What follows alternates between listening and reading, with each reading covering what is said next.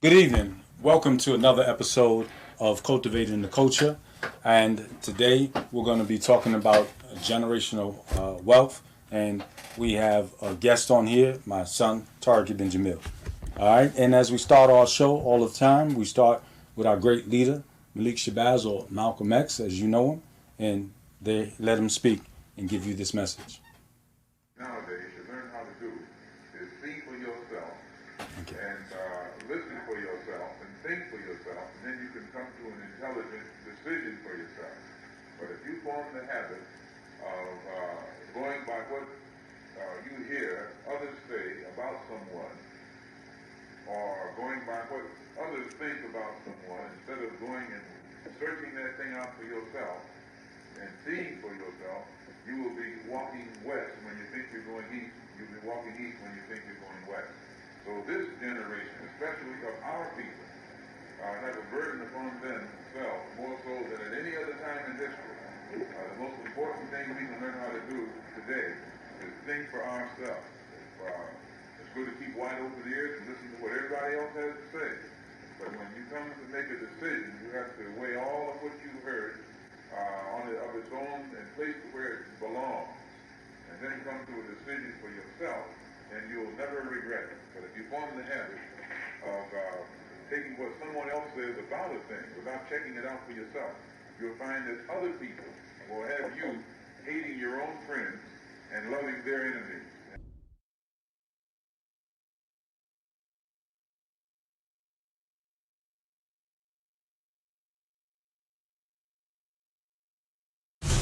Learn how to do is see for yourself and listen for yourself and think for yourself, and you can come to an intelligent decision for yourself.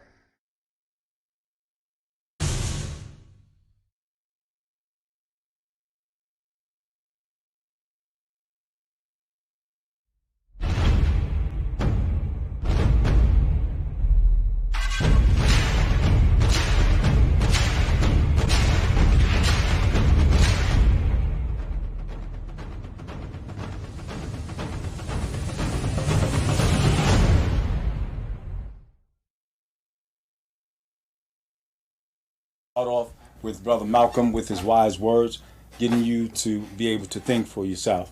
And as he talked about it to these people in 1965 and telling the youth that they need to be able to think for themselves. And I'm honored today to have a youth on the show. This is my son. His name is Tariq Ibn Jamil. I mean Tariq Ibn Tariq. I'm Tariq, and Ibn means son of. So this is my son. He's on the show. Normally, the past few previous shows we're going over Ice Cube. We will continue with that next week when we'll have three accountants, CPAs, that's going to be on our show. And what we'll be talking about is the financial portion in banks, lending, and the finance issue of the contract with Black America. It's very important, and we wanted to make sure that we had high quality guests. As last week, where the 2 weeks we had Mohammed Bashir, and Mr. Bashir was our legal expert going over the 13 the amendments and also police reform, and it was definitely beneficial. And so we want to make sure you get that quality going over it. So for next week for our financial, we're going to be going over that aspect because it's important. These things that they're talking about and the things that come about from the type of experts that we have. Talking about these issues. So next week, please, we definitely want to see you. And if you missed the show, you can go to our YouTube. We have Cultivating the Culture, and you can go on there and see some of the old shows if you're not a Facebook person. So what we decided is since we're not putting that show on this week, we decided in the middle of the week to turn into generational wealth, or generational poverty and generational wealth. And a lot of times I hear the statement generational wealth. People are talking about generational wealth. And for us, generational wealth is different than when you talk about it from a wealthy person. For a poor person, talk about generational wealth, he may be referring to getting some cash and buying some property or something like that. A wealthy person, they think of it in a different way. And for myself, I have mine. understanding generational wealth. We all understand generational poverty, but really we don't understand it, because if we did, we wouldn't continue to stay in it. But for me, the greatest wealth that you can leave your child is belief in the Creator, belief in the Creator of existence. And as we talked with you before about our show, we have our organization, Nation of Iman, or Nation of Faith, Ummat al Iman, and also we have Jamaat al Sijin, which is under that we do prison ministry, working in prisons, working with people, and working on faith and belief in the Creator, the Creator of existence. I don't really use the term God because a lot of people are confused about God. You know, individuals will call themselves God, and I was asking questions. Well, if you're God, then kill yourself and make yourself come back. None of us has been able to do it yet, and they're not going to attempt to. But people are confused about that term. But the Creator of the existence, the Creator of life, the Creator of death, it's clear there's only one being. Just like tomorrow we're supposed to have the alignments of the planets that hasn't happened in 800 years. And like people are saying, oh, this is supposed to happen, that's supposed to happen. Well, whatever, the Creator is the one that actually caused these planets to align because he sets the course. So because he caused that, whatever happens is his qada, or his determination. Whether it's the good or bad, and it's going to be good because he has planned it. So we use the best. So one of the things that I try to do with my children, or as you see, my son is 28 years old. Yes. Yeah, grown man. So but with them as children, or when they were children, is try to make sure the most important thing is the belief in God. My mother, that was the greatest thing that she left with us, or she's still here. But she enforced is the belief in God, and the belief in God is the thing that brought me through so many things. And one of the things in the book, it talks about in the Quran, it talks about Prophet Jacob, or Yaqub as we say, and he was on his deathbed, and he called to his sons, and he held a conversation with him, and it is mentioned in the following verses in the Quran.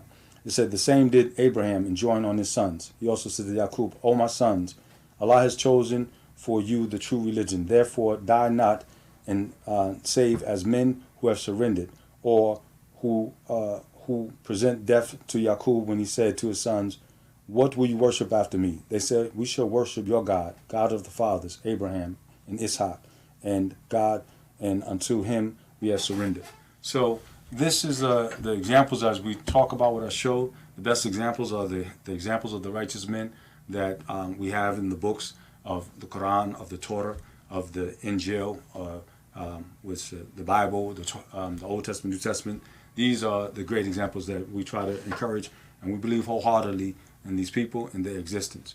And so with my son, I remember when you were younger, I used to drill him, about memorizing things. And one of the greatest things, actually, tell them about yourself anyway before we go into the thing and stuff. You have this shirt on.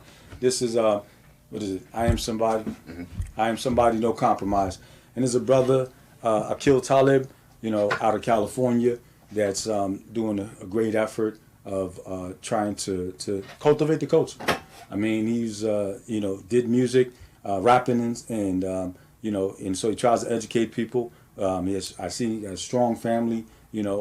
Constantly doing messages, and I love his shirts. So please support his effort because he's doing it on his own. So he has these shirts and other shirts, and you can go on there. It's Akil Talib, and so like I said, what we try to do is we try to, support each other, especially when we see people are positive. So going back to it, go on, son, talk about yourself. Well, name is Tariq Lang. Raised in the DMV area, went out to University of Houston for school, majored in supply chain and logistics. Stayed out there for 10 years, working and trying to develop skills, and now time has come back home and be in this area and try to honestly cultivate the culture and try and spread a positive message and try to make an impact in an area that I feel definitely needs it. And so now I just have opportunities to try and spread a great message with my dad, and try and connect with a lot of the people that have spread positive messages along the way with him. And so that opportunity has presented itself, and mashallah, I've been able to take advantage of it. So I appreciate it. I mean, I know we went down to Texas, and the weather's nice in Texas. And I ran track with him. Ran for the University of Houston. Had a pretty nice squad down there and stuff. And so been trying to get him back here. Like you said, you had construction management. You got you also a degree with construction management and supply chain. Supply chain. I always say it wrong. Supply chain. So but it's beautiful. Just glad to be able to have you back. And but one of the things is like you said, going back to the generational wealth. So wealth is just not cash that's passed on. The first thing is we're going to talk about belief in the Creator, and then we'll go over. Then we'll talk about what everybody else expect. Things of the property and other issues and stuff about the wealth, and what I've tried to do with business-wise, passing that on to my son. Okay. So we'll start off reading ayahs out of Luqman. Yeah. Surah to Luqman, I used to have to memorize it in Arabic and stuff. His brother was excellent Arabic speaker. One of the things with Arabic, the hardest, the kha, kha is a hard word to say.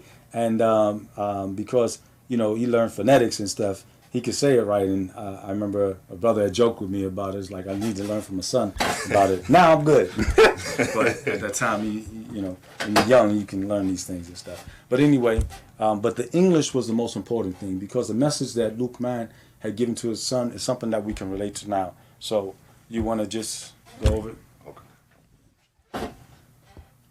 And so, ayah 12. And indeed we bestowed upon Luqman al-Hikmah, wisdom and religious understanding, saying, give thanks to Allah, and whoever gives thanks, he gives thanks for the good of his own self. And whoever is unthankful, then verily Allah is all rich, free of all wants, worthy of all praise. Okay. Yeah, and that's one of the things, to be thankful, and we don't even take the time to really thank our Lord. We complain so much about what we don't have, especially like here in our society. I remember we had a contract, and we did some construction over in Cuba. Mm-hmm. And when I went over to there in the 90s, we were getting, I think the guys were getting like $28 an hour. Mm-hmm. And the average Cuban lived off of $28 a month. Mm-hmm. And so when you see how these people were living, they didn't have electricity at night, cut off the electricity, mm-hmm. They had basic things. And here, when I came back to the States, and I went in the supermarket, like in there, they got two like with cereal, there's just two. That's it. And so when I came back to the United States and I saw a whole row of just such a selection, I realized, how unthankful we are. How we, because we don't look at, the other people's conditions. And one of the things is one thing that was beautiful about there is that they're educated, they got free education, mm-hmm. and they got free health. And so, it wasn't just, like Haiti or something, they're conditioned, mm-hmm. and they were in poverty and stuff. But they didn't have a lot, but they utilized. They kept what they got into, they used what they got till they got what they needed. And stuff. Yeah. But go on. And it's no different today. Mm-hmm. You see there was a trend on Twitter where a lot of people were going around saying that, America is a third world country in a Gucci belt. And so it really shows how much we know little about what a third world country is going through. So I don't understand that. You gotta explain that. The third world in a Gucci belt, meaning.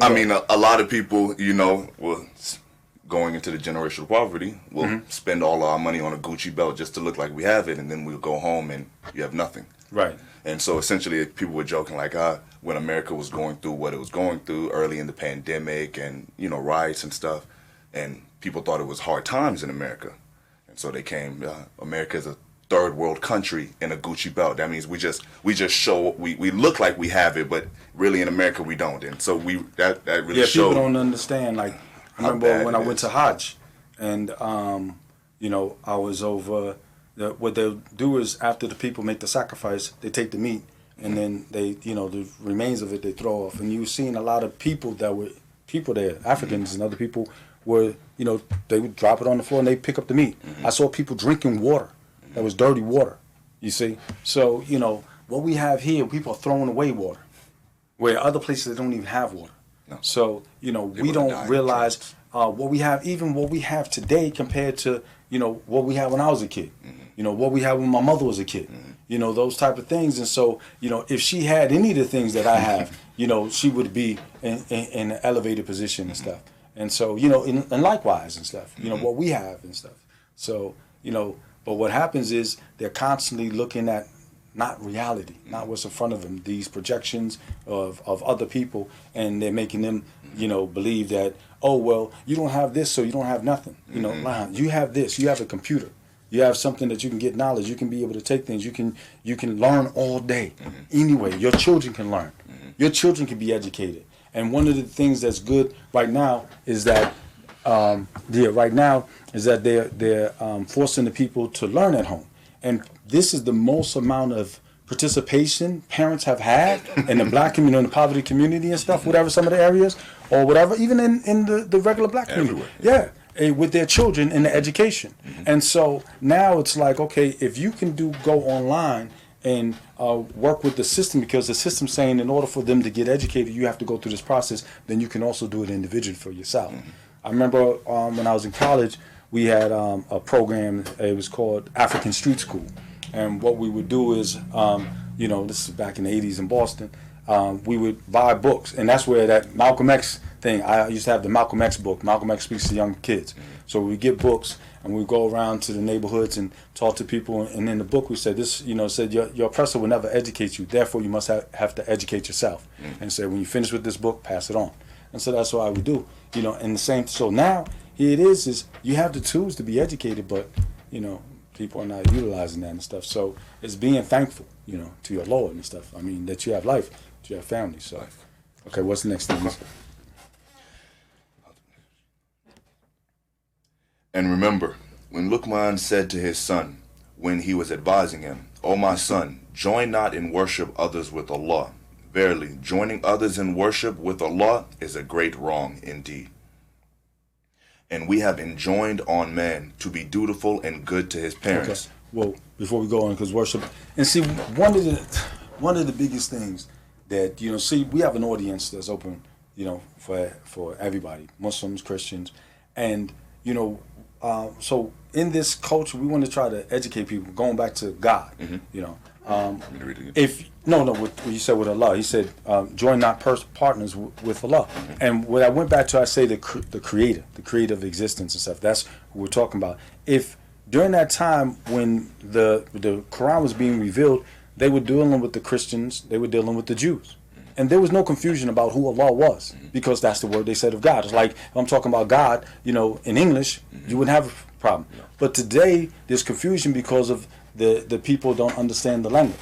But if you would actually go to Jerusalem, you actually go to the Arabic-speaking places, the Christians say Allah, the Jews say Allah. That's their word for God.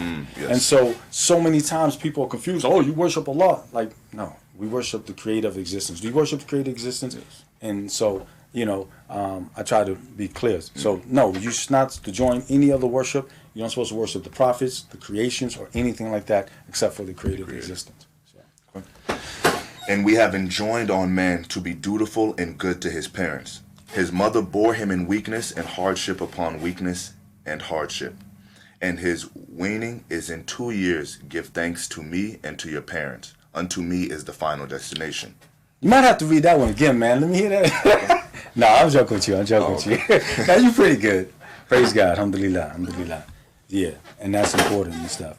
You know, I remember in the Quran where Allah says, do not even say ugh, you know, like to your parents and stuff. And, you know, I mean, when you talk about that, when you read that part about the weaning again? His mother bore him in weakness and hardship upon weakness and hardship. And his weaning is in 2 years. Give thanks to me and to your parents. Yeah. So your parents, this all of this work that they got to do, you can't think, you can't move, you can't do nothing. You just got to be dependent on them. And a lot of times here it is being ungrateful again and stuff, you know, to that situation, because they took the time out, they changed their diapers, they got up in the morning, they sacrificed and all of that and stuff for you. And then it's like, well, what have you done for me? Like, what do you mean? You know? Yeah. You know, I saw something funny and then it made me like, okay, slow down. And you guys, when you ask to get things fixed electronically, you know, it can become very frustrating. But then I read a quote like, your mom and your dad taught you how to walk for 2 Right. years, and Oh, so yeah. at least you can do is help them fix their Oh, phone. yeah, yeah. So I said, okay. Yeah. That's my favorite thing. Actually, before the show, I had to do something. I give it to him. I'm like, yo, you know, fix that and stuff. So, you know, yeah, man. I mean, you know, I remember we had got the one of those bouncy things and stuff. I was so glad, you know, I mean, and I was glad you learned to walk, but I wasn't, because, you know, when the kids turn 2 years old, Explore. oh my God, they're going into everything and stuff. But, you know, alhamdulillah. So go ahead. But if they both strive with you to make you join in worship with me, others that of which you have no knowledge, then obey them not, but behave with them in the world kindly, and follow the path of him who turns to me in repentance and in obedience. Then to me will be your return, and I shall tell you what you used to do.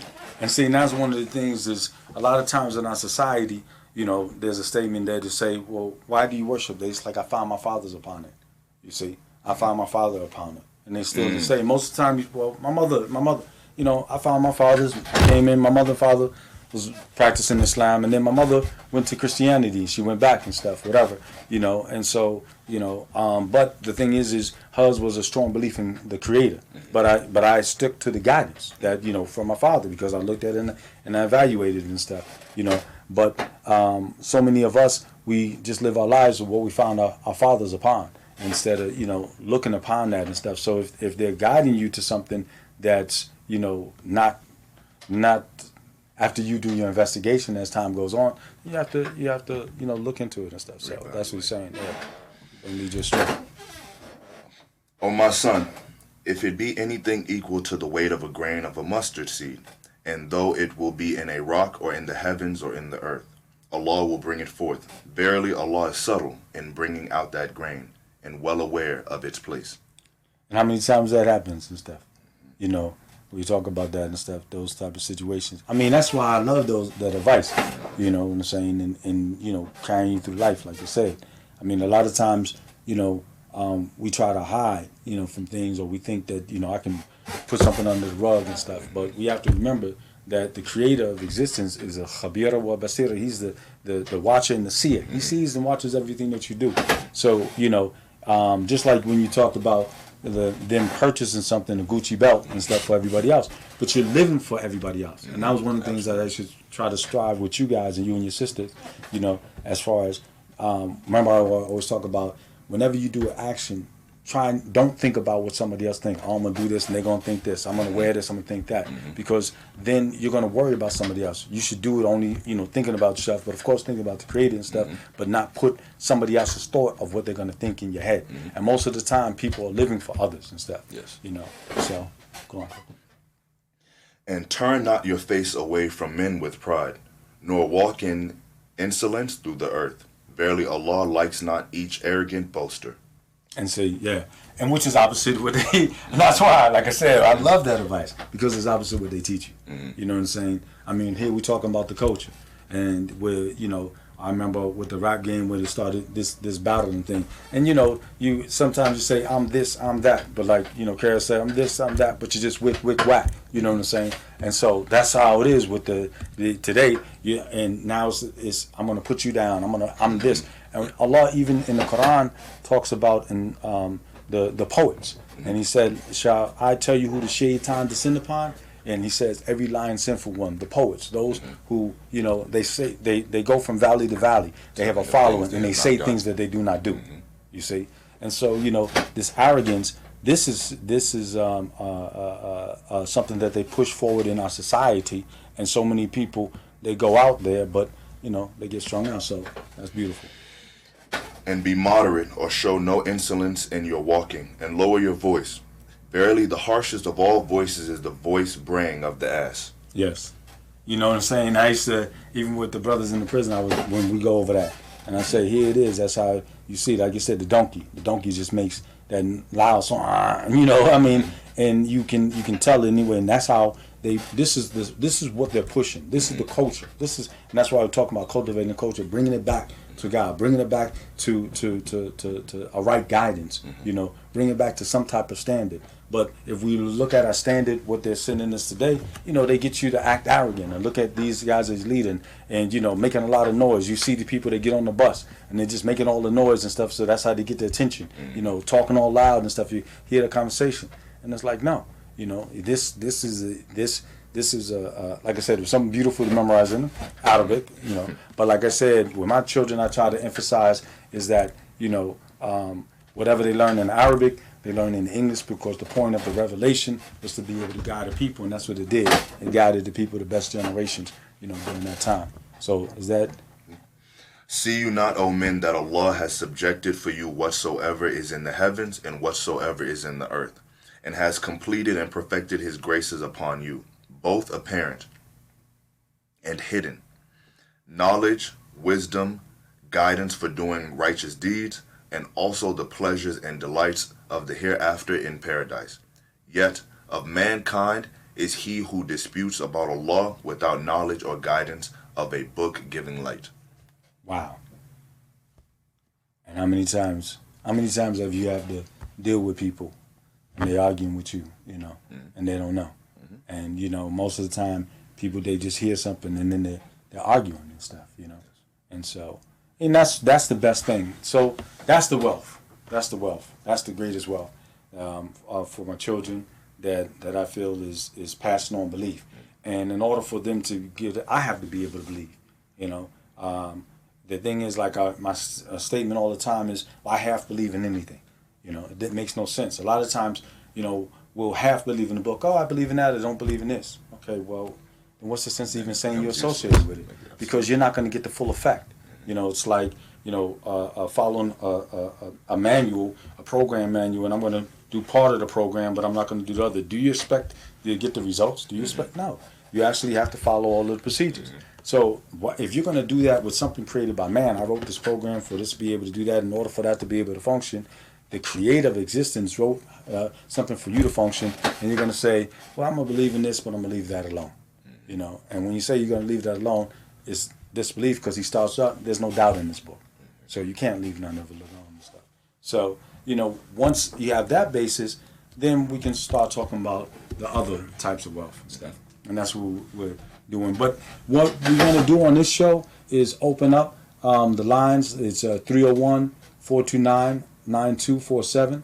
That's 301-429-9247. That's line 1. And if that's busy, you have 301-306-7284. That's 301-306-7284. We're encouraging people to call in, because today's a little relaxed day. Like I said, enjoying it with my son. So, like I said, so, you know, right now he's back working with, when we talk about generational wealth, passing on the knowledge, you know. Now, passing on the knowledge, the belief in God. But now, the knowledge of business.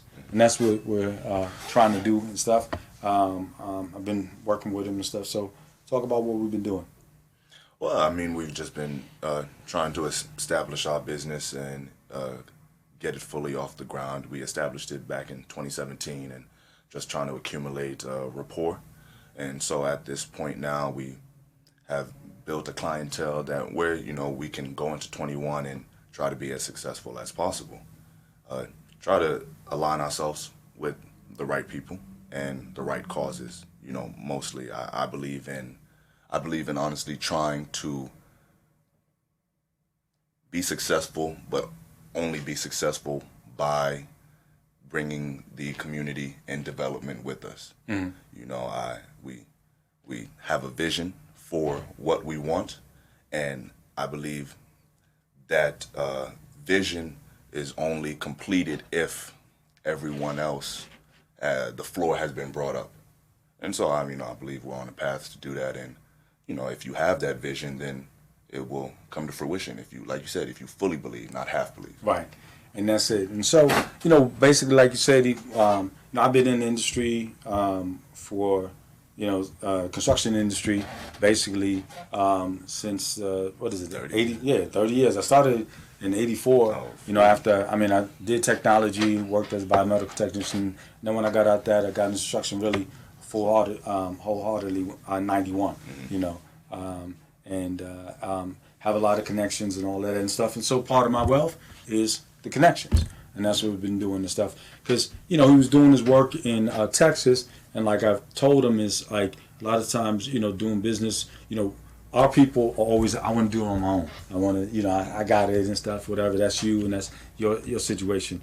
But like I told him, I've always that, why start from ground zero or under that when, you can stand on my shoulders?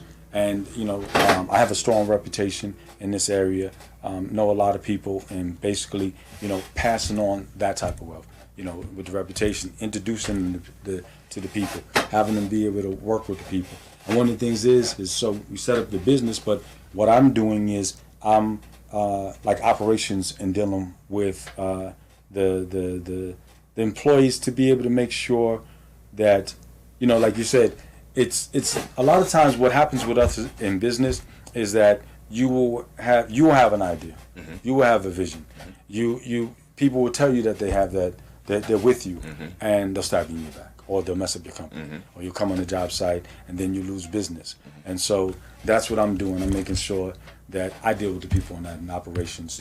With 30 years of experience, I know how to be able to shut things down, how to be able to be stern when I need to be stern and stuff, and that's the important thing, because, we don't, especially African Americans, we don't get a lot of second chances. That's why, as you see, I stress that point about, appearance on a business, going overboard with your performance and stuff, not even making, mistakes and stuff, And like I said, people, they'll put you in some positions and stuff, Absolutely. I don't know. Remember, I was working in Philadelphia, and we had a project in Philadelphia, and we ended up losing, the company lost $1.1 million. So the contract was, they took the job for like $800,000. It was this building called the Meridian Building, and it had caught on fire in the 90s, and I think in the 90s, caught on fire, and so they took it down to the ground. It's like 38 stories, I think, 38 stories. And so we took the job, we were taking out the contaminated ductwork, but they never got a chance to see the other levels, so they went for a low price. These guys got them come in, and they didn't find out later on the second price was $2.2 million. And so that's where I learned at an early age. They brought me from D.C. to Philadelphia to manage the project. And alhamdulillah, we had a lot of brothers there. We had like 15 to 18 brothers. We actually had Juma on the job. And that's, but I learned how you got to do due diligence. You got to, so we lost money because of the estimating. We lost money because of workers. We lost money because of, the oppressive tactics of the contractors in that area. And so it really forced me to stand up and deal with, these people. It's mostly Italians that ran it in that area and stuff, the GCs. GCs can hurt you. And so, so basically, that's when we talk about generational wealth, it's the experience that I have, the experience that I have, and then trying to pass that on so you don't go through those mistakes and stuff, whatever, or you don't have to, or nobody, puts you in a position and stuff. So, generational poverty, it's funny, like when we I look at my mother and my father, the situation, and my mother's side is so-called working class or whatever and stuff, family, and my father's side was the upper side. But if you see how life, with daddy's situation, father died in jail, unfortunately, and stuff, and I learned the things about passing things on, the education, because my father's side, everybody's educated. My father had, 1,480 on SAT, and, everybody, I got judges and list names and all of these other things and stuff. So that's the thing about the generational wealth, and you see their condition. But that generational wealth it doesn't become generational wealth if you're not passing it on to the next generation. You see, just giving somebody cash, like for example, DC. When I first came to DC, I loved it, and I saw, our people had houses and all that. But the reason why most of these houses are gone, we talk about the regentrification and all that. Harlem is a different thing from DC. DC, they owned it. They owned the houses. But the reason why they lost it is because the people didn't, with that, leaving that asset to them, they didn't give them the knowledge about paying property taxes. You know, so property taxes, every year you have to pay your property taxes. And most of these homes in D.C. were lost on property taxes. You got homes that right now are worth $900,000, but somebody bought it for $5,000. Somebody, even if you bought it for $40,000 on taxes, you know, and that's what they did. They went, you know, you have that date. If you don't pay it by the date, usually by the January, by June, they're on the market. And then after, once somebody else buys it or whatever, they put the money down, then they put all these fees and the people can't get it back. And if you don't teach your child how to be able to, you know, about paying taxes, that you don't wait till the tax time comes, you have to be able to pay it monthly, or you have to do that and stuff. So a lot of people will leave, they leave property, but, you know, they don't teach them things about wealth and stuff. So I know you was looking at that book, what is it, the framework? Of understanding what generational poverty. Yeah, understanding poverty. Understanding poverty. So, what did you get out of that? Well, the first things it talks about is that generational poverty is passed down by at minimum two generations. It's a continuous thing. The main thing is that it is a mindset. You know, if anything, like you say, faith is a mindset. Right. And if you pass that along, then you have passed on something that can continue. And so it's the same thing with generational poverty versus wealth. You're passing along a mindset to keep someone within this framework that they've been in, or in order to change that framework. And so I believe it just talks about how it starts from there, and without even having the financial means to break out of that repetitious, you know, lifestyle. You have to have the mindset and the belief that you are already out of that.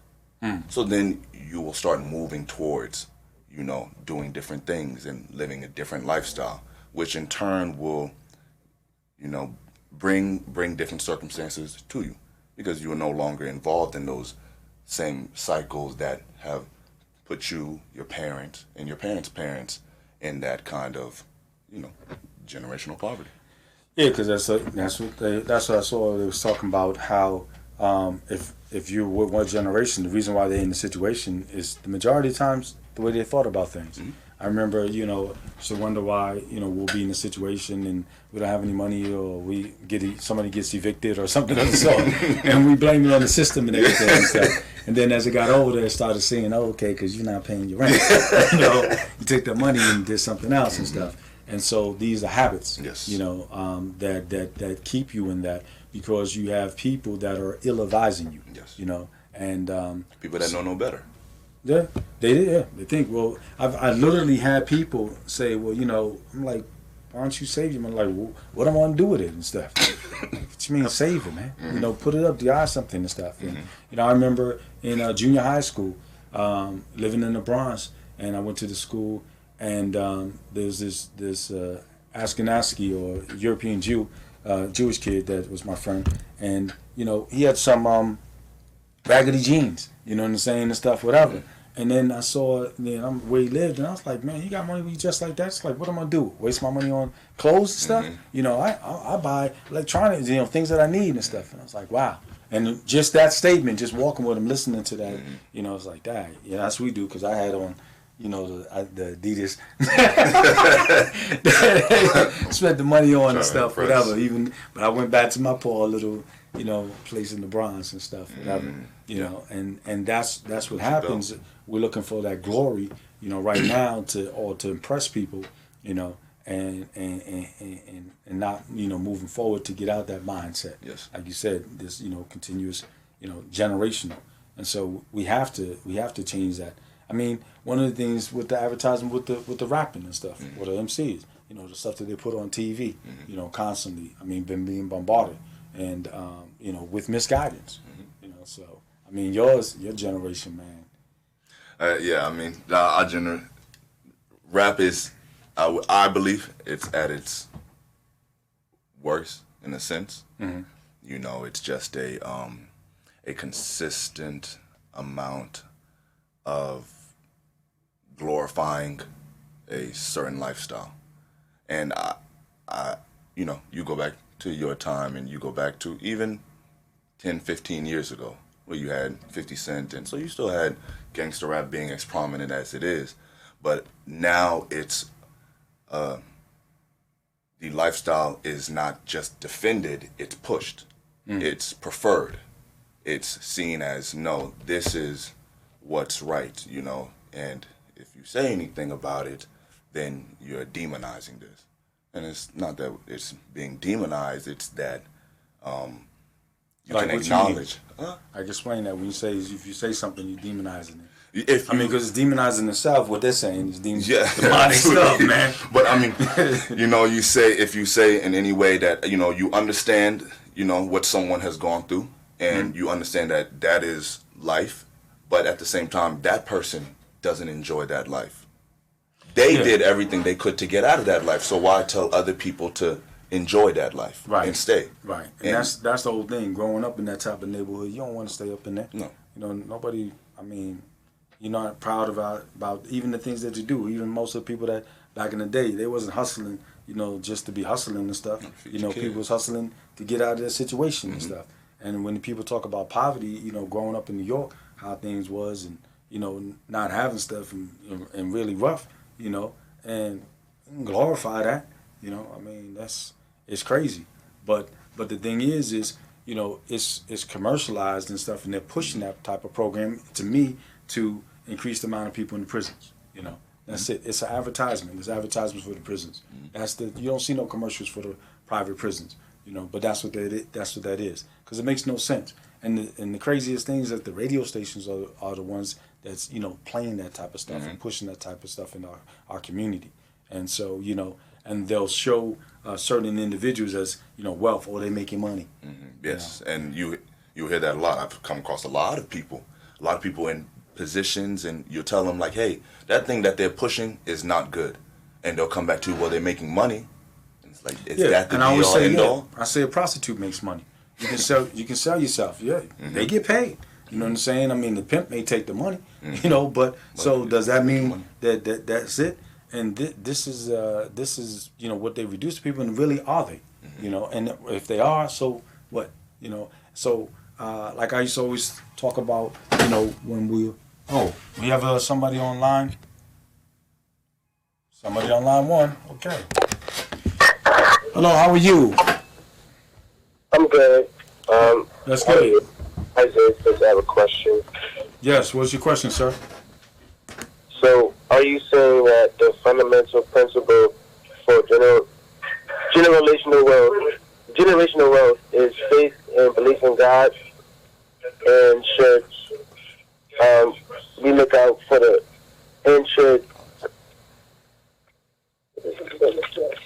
should we look at the scripture for financial advice? No, see, the thing is this.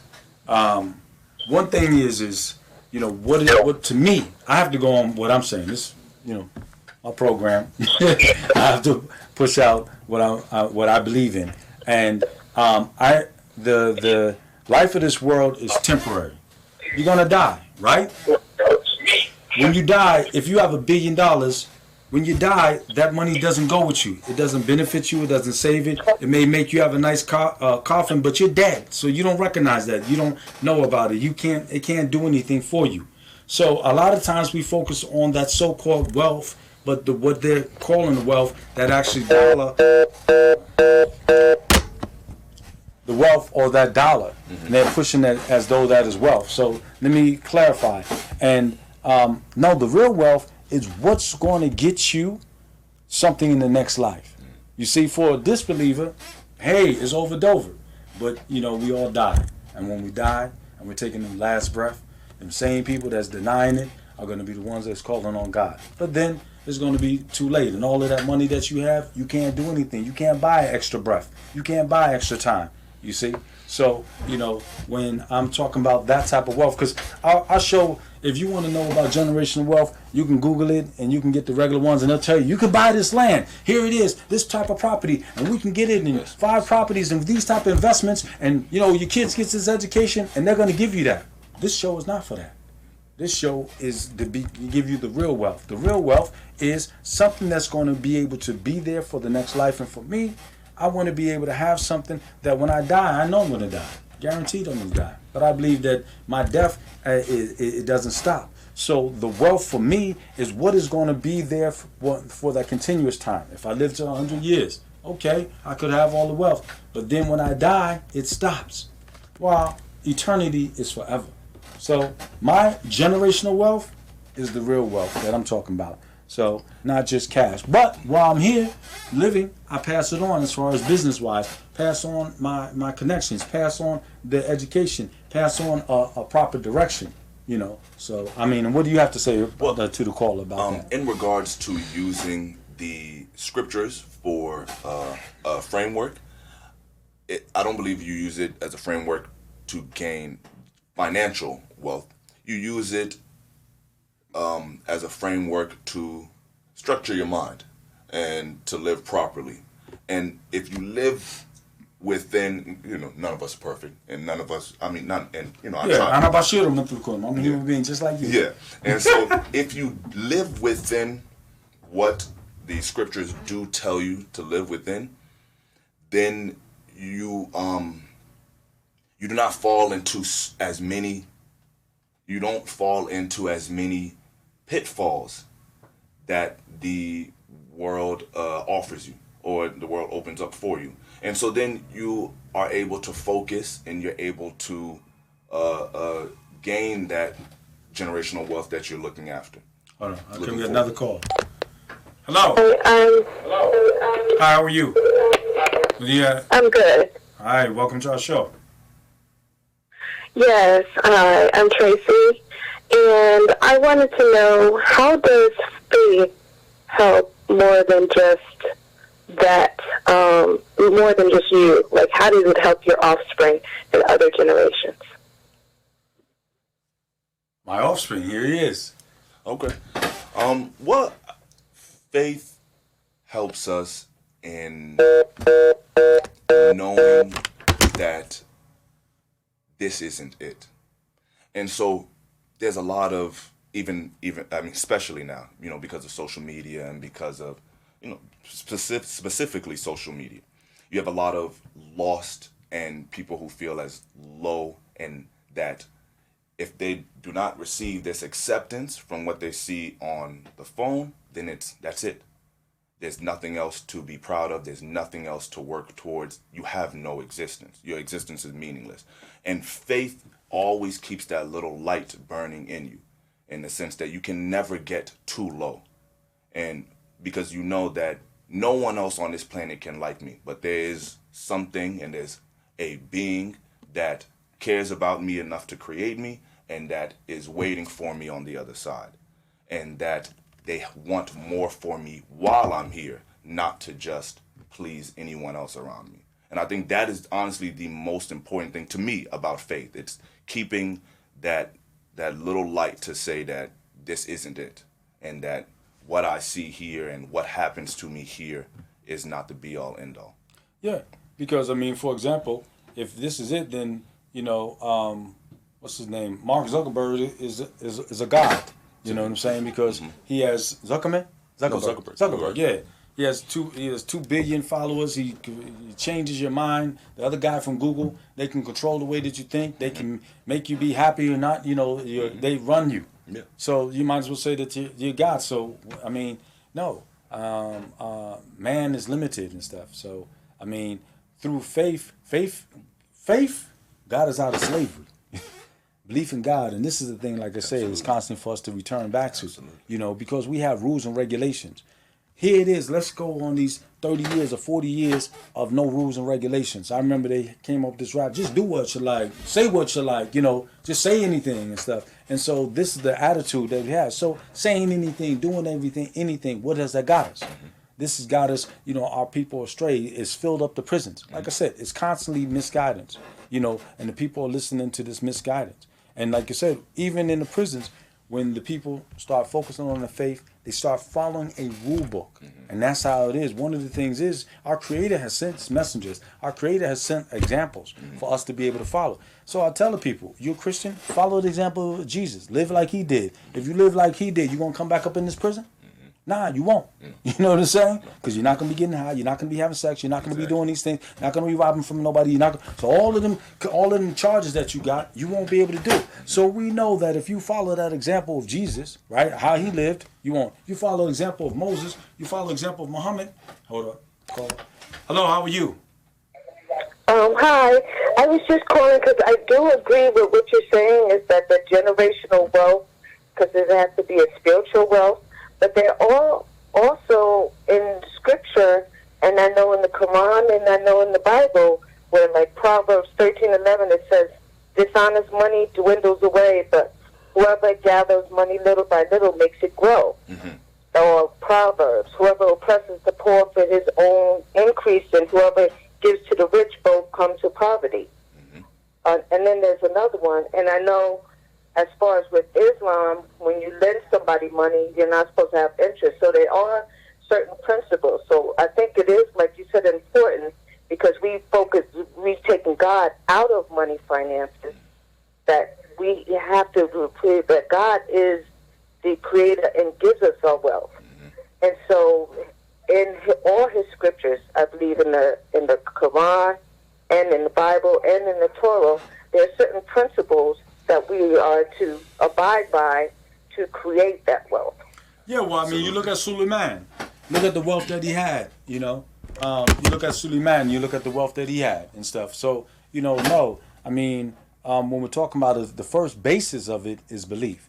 And then, of course, with that, you can go after it because you have to be able to make money, like I said, right? Going back to me raising my son and teaching him and my children about business. And how to be able to be successful, how to be the best at it, how to be able to pass on that structure and work with other people in the system in the industry. So when I'm saying the faith-wise, the faith is the basis of it for me.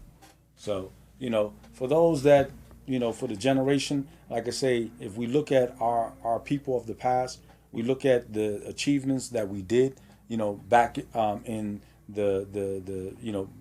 actually in the 60s and the 50s and during slavery and after that and stuff, is even when we didn't have the economics, we had belief, we had skills, and we worked together, and with that we were wealthy people. When slavery ended, we didn't have finance, we didn't have money, but we had all the skills. And one of the major things, part of the wealth is knowledge and resources. Or even like my sister, she has black, red, white, and blue. And in there, you go there, she has all these resources that you can go to. Because one of the things is when going to the prison or going to the people, a person, they just talk about what they know. So here it is, you present resources. And that resource is a wealth of knowledge that can turn into financial wealth. Here's the direction. You can take advantage of this program. So here it is. I'm wondering, what could I do? I can't get out of this situation. I can't get a job. And I come to you and I say, no, actually they have this job training program. You can go there. I just made you wealthy. I just gave you wealth. And then now you pass it on to the next generation. But in order for you to pass it on to the generation, you have to, work with that and build over time. So, the emphasize, I know that we titled it Wealth and Poverty and Generational Wealth. But I put a little twist to it, not like I said, your normal thing, because you can get the shows all day and they'll tell you and, call us and we can be able to get you generational wealth, the best investment. Give me $400 and you find 4 people and they'll give you $400 and so on, so on, so on. We're not doing that today. We're gone. No, I mean, I would like to lastly say, before you said you learn the skill and then you pass it on to the next generation, but we know that community is necessary for even you as an individual. And so before you pass it on to the next generation, you pass it on to someone next to you, and you pass it on to everyone else around you in close proximity to you, and then it makes it easier. Right. And you see how, as something, my dad and his friends have talked about, in the sense where, you have a child, and my child marries your daughter, and as long as you make sure your daughter is successful, my son is successful, and you continue it like that. But when you have that type of community, then you're able to generational wealth is much easier to build when you have help and you have people that are moving in the same direction as you. Right, and that's the whole thing. Because I've put a lot of money in people's pockets, and a lot of people put a lot of money in pocket, but not put cash in. By even a situation of opportunity, somebody says they need a plumber. Okay, yeah, I have a master plumber for you. Somebody says they need an electrician. Okay, I got a master electrician for you. Somebody says they need a CPA. I got several CPAs. Somebody says they need lawyers. So these are the resources, and the resources I have is wealth. So I'm not leaving my kids a whole bunch of cash, but because I have wealth, meaning I have a wealth of knowledge, wealth of relationships, wealth of business opportunity, and the willingness to be able to share. And my belief in the Creator makes me realize that me passing on an opportunity to somebody else, or as we call sadaqah, or some type of charity or some type of assistance, doesn't reduce my wealth. No. You see, our Creator says that if you give $10,000, it's not going to reduce what you have. It actually increases, especially if you have good intent. So, this is the type of wealth building that we're talking about. Like I said, you got the other shows that they're set for that, and mine is focusing on it. But anyway, we're pretty much near the end of the show. We have a few minutes left. We opened up the lines. We got a couple callers in. But like next week, we have some financial people coming in. I have 3 CPAs, one that has his own firm, and a certified public accountant for those that don't know. He has his own firm, and he's in another one that works for a major company, a corporation. So you'll get that expertise, and then another one that deals with grants and stuff. So, and what we're going to go back to, continue with our regular program as far as going over Ice Cube's contract with Black America, and focusing on talking about the finance portion of it. And they're going to be able to put forward certain things, and actually they're going to tell you some things to be able to help you build wealth and help you really be able to get your things in order. Because one of the things to build it, we have to have a different way of thinking. We have to be able to learn about finance. We have to learn about savings. We have to learn about banking. We have to learn about these things. And we have to look at the wealthy and see how they have set up their system and their structure, to be able to develop that. So next week, they'll be on Sunday at 8 o'clock, and we'll continue with the last parts. We'll have 2 more parts going over the contract with Black America. But like I said, just today, I was happy to have my son on the show, and like I said, with the brother, Akil Talib, they doing a lot in California, and pushing that, and I am somebody, no compromise, and that's important. That's what we have to do. We have our shirts, and we're trying to put out good ideas. I don't know if you saw, we have as True Dean. If you wanted to be able to make some purchase for Jamaat al-Sijin shirts or Ummat al-Iman, And what does Jamaat al-Sijin stand for? Jamaat is the Jamaat of the prison. And so there's a statement that the Prophet, peace and blessings be upon him, said. He said the life of this world, he said, a dunya sijnun al-mu'min wa jannat al-kafa. A dunya sijnun al-mu'min, the life of this world is a prison to the believer, but a jannah to those that don't believe. And so, when we go to the guys in the prison, we wear the shirt as a reminder, and we have the statement on the back to remind them that when you're in prison, if you're practicing this religion, you're practicing faith, and you're doing good, but when you go back out in the street, and then all of a sudden you fall apart, you're acting like that's your heaven. You're acting like that you left, the hell, and then you went out to heaven. That means you're their Jannah. Yes. The Jannah is the heaven. So that means you're following those that are ungrateful. No, you have to be able to maintain. If you're strong while you're in, and then then when you step out there, that's not your Jannah. So don't act like it's your Jannah and forget about it. The Jannah, the paradise, the heaven is the next life. And if you can be able to live by those restrictions, because for us, we know that we were sent down here. Adam, disobeyed, and he was sent down here for a certain amount of time. He did his time. We're doing our time. And if we get out, we do well. We get out on good behavior, and we get rewarded with the paradise. But if we don't while we're doing our time, we'll be sent to the hole. And that hole, you don't want to be in that hole. It's pretty hot. So, like I said, it's a shame that, in our society, even with that music and stuff, that's why they attack religion so much. That's why they attack belief so much. That's why, they try to make it, silly. But the silly ones are those people. If you look at their existence, you look at the results of, what they're doing, you see the destruction. And, you see the increase of the people in the prisons. You see the increase of, no marriages and stuff because all of these babies and all this stuff. Why? Because of what they're calling the people too.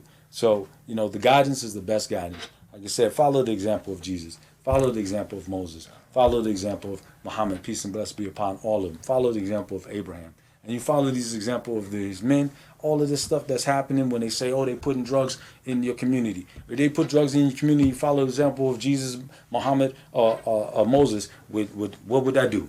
Nothing. Oh, they making us have sex and all of that stuff. Okay, well, look, the rule book for Jesus, the rule book for Muhammad, the rule book for Moses that they have, you don't do all of that. So if you're following that rule book, then you're going to be successful. Even if you don't believe in the the afterlife, just following the rule book and following those examples of the men, that's success. And that's what stops us from the success in the District of Columbia. One of the things is that gets me is they're making marijuana legal, but they're still doing drug testing. And then now people are failing the drug test. They can't get a job in that situation and stuff. They're, criminal records. There's a lot of opportunity, for people in Baltimore and other places to be police officers, and they encourage you not to do this to be able to make the change. You got 600 positions for people to come in. All of a sudden, good black people decided to just take over the police force. 600 people, they go in Baltimore. You can change the whole situation, but you got to have people that have clean records. You got to have people that are living righteous lives, and they follow an example of the prophets. They're good to go. So we're talking about good to go. Now it's time for us to go. The show is over. I appreciate it, and peace be with you. Will God willing, inshallah, we'll see you next week with Cultivating the Culture, and thank you. Thank you, son. My man.